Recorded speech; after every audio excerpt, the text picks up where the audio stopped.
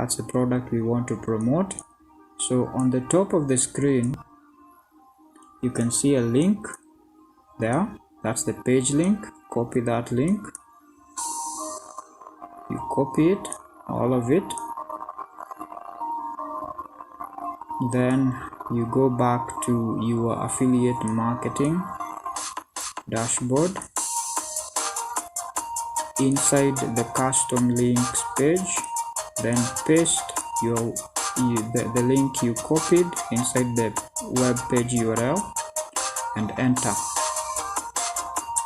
The page is going to generate you a link. This is your affiliate marketing link. When you share this link, people will be directed to this page where they can purchase that shoe. Okay.